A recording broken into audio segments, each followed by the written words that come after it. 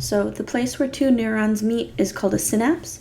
This is just like we saw in the synapse between a neuron and a muscle. It's the same kind of thing. The actual synapse is this space here between the two neurons. This is the presynaptic neuron. So pre means before. This is the one where the signal is coming from. And then the signal from the presynaptic neuron will be released via neurotransmitters. So these neurotransmitters are these chemicals that are released into the synapse. And then the chemicals bind to the postsynaptic neuron. Post means after.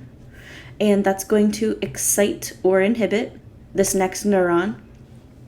And then if it excites it, it can cause that action potential to occur and to start being conducted down the postsynaptic neuron. Neurotransmitters are molecules. These are made in the neuron. They're stored in the axon terminal in little vesicles.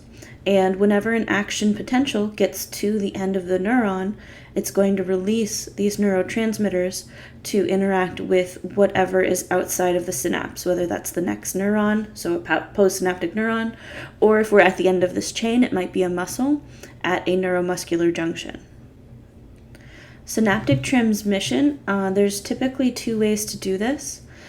Some of them use acetylcholine. So here's ACH is acetylcholine. This is the neurotransmitter we saw when we were stimulating muscle cells. This is going to either excite or inhibit a postsynaptic cell. So if it's a muscle cell, it's typically going to excite it. Sometimes it can inhibit it and tell the neuron not to have an action potential. Another type of synapse is called a GABAergic synapse, and it's because it uses a different neurotransmitter called GABA. These are typically inhibitory. So when GABA is released, it's typically going to inhibit the postsynaptic cell and say, don't get excited. To stop the postsynaptic cell from firing, because we don't want our neurons to fire all of the time, we only want them to fire when needed, we have to actually turn off the signal. And so this can be done in several different ways. When the action potential is over, the neurotransmitters can be degraded, so there are enzymes that can actually break down the neurotransmitters. So when there's no more neurotransmitters, then the signal to the postsynaptic cell will end.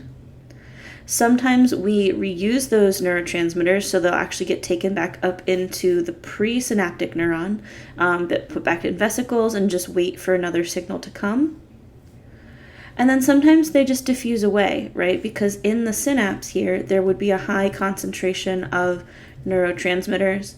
And then over here, there'd be a low concentration. So it's likely that some might just diffuse out of the synapse.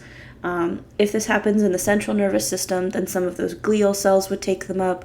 Otherwise, they might just get taken up into other cells or get broken down in other places. So take a moment and describe how signals can cross the synaptic cleft between neurons.